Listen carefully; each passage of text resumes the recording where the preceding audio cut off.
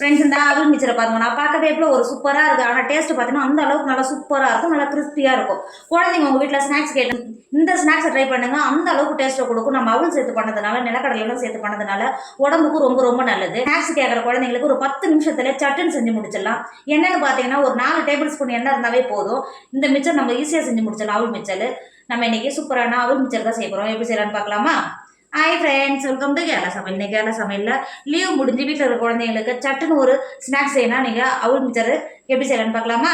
பண்ணுறதுக்கு அடுப்பில் ஒரு பாத்திரம் வச்சுக்கோங்க. நான் 1/2 கிலோ அவல் எடுத்திருக்கேன். இந்த அவலை பாத்திரத்துக்கு சேர்த்துக்கோங்க. அவளை சேர்த்து கொடுத்துட்டு ஒரு 10 நிமிஷத்துக்கு அவளை வறுத்துக்கோங்க. எண்ணெய் எதுவும் சேர்க்கணும்னு அவசியம் கிடையாது, வறுத்துக்கோங்க. இந்த மாதிரி வறுக்கும்போது அவள் நல்லா கிறிஸ்பியாக இருக்கும், அதனால தான் சொல்கிறேன், வறுத்துக்கோங்க. இப்போ பாருங்க அவளு ஒரு 10 நிமிஷத்துக்கு நல்லா வறுந்து வந்துருச்சு. அதே சமயம் எதுவும் கலர் எதுவும் மாறல பார்த்தீங்களா? இங்கே பாருங்க. இப்போ இது வேற ஒரு பாத்திரத்துக்கு மாற்றி கொடுத்துக்கோங்க. அவளை மாற்றி கொடுத்துட்டு ஒரு 4 டேபிள் ஸ்பூன் எண்ணெய் சேர்த்துக்கோங்க. எண்ணெய் சேர்த்து எண்ணெய் நல்லா சூடாயிடுச்சு.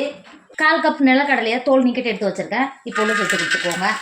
சேர்த்து கொடுத்துட்டு 2 செகண்ட் நல்லா கிட்டி கொடுத்துக்கோங்க. இப்போ பாருங்க ஒரு 2 செகண்ட் எந்த அளவுக்கு நல்லா பொரிஞ்சு வருது பார்த்தீங்களா? இப்போ இது கூடவே 1/4 கப் பொட்டுக்கடலை எடுத்து வச்சுருக்கேன். பொட்டுக்கடலையும் சேர்த்து கொடுத்துக்கோங்க. பொட்டுக்கடலை சேர்த்து கொடுத்துட்டு அது கூடவே 10 பல்லு பூண்டை தோலோட ஒன்றும் பாதியமாக தட்டி வச்சுருக்கேன். இப்படி சேர்த்து கொடுத்துக்கோங்க.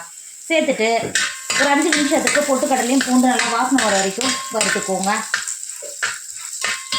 பாருங்க ஒரு 5 நிமிஷம் ஆயிடுச்சு. அது கூடவே நான் பாப்கார்னுக்கு ஒரு 1/4 கப் எடுத்து வச்சுருக்கேன். இப்போ சேர்த்து கொடுத்துக்கோங்க. சேர்த்து கொடுத்து பூண்டு பொட்டுக்கடலை பாப்கார்ன் எல்லாம் சேர்ந்து பொரிஞ்சு வர மாதிரி கிண்டி கொடுத்துக்கோங்க. இப்போ பாருங்க பாப்கார்னும் சேர்த்து கொடுத்து எந்த அளவுக்கு நல்லா பொரிஞ்சு வந்துருக்கு பார்த்தீங்களா? இப்போ கொஞ்சம் ஒரு கைப்பிடி அளவு கருவேப்பிலை சேர்த்துக்கோங்க. கருவேப்பிலை சேர்த்து ஒரு டைம் நல்லா கிண்டி கொடுத்துக்கோங்க. கிண்டி கொடுத்துட்டு ஒரு டேபிள் ஸ்பூன் மிளகாத்தூள் சேர்த்துக்கோங்க. உங்கள் காரத்துக்கு அனுசரித்து மிளகாத்தூள் சேர்த்துக்கோங்க. மிளகாத்தூள் சேர்த்து கொடுத்துட்டு ஒரு டைம் நல்லா கிண்டி கொடுத்துக்கோங்க. இந்த அளவுக்கு நல்லா கிண்டி கொடுத்துட்டு நம்ம ஏற்கனவே வறுத்தெடுத்து வச்சுக்கோம்ல அவளை உள்ளே சேர்த்துக்கோங்க.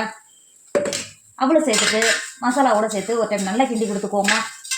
கிண்டி கொடுத்து ஒரு 5 நிமிஷத்துக்கு அவளும் மசாலா சேர்ந்து வர மாதிரி வறுத்துக்கோங்க. ஒரு 5 நிமிஷத்துலேயே நம்ம மசாலாவோட நல்லா அவளுக்கு நல்லா வருந்து வந்துருக்கு. இப்போ வேற ஒரு பாத்திரத்துக்கு மாற்றிக்கோங்க. ஃப்ரெண்ட்ஸ் நம்மளோட அவல் மிச்சர் சூப்பராக ரெடி ஆகிடுச்சு.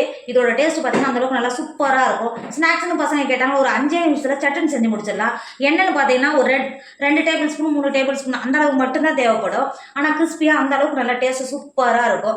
சட்டுன்னு உங்களுக்கு ஏதாவது ஸ்நாக்ஸ் வேணும்னா இந்த அவல் மிச்சர் ட்ரை பண்ணுங்கள். வீட்டில் இருக்கிற குழந்தைங்க வந்து பெரியவங்க வரைக்கும் விரும்பி சாப்பிடுவாங்க.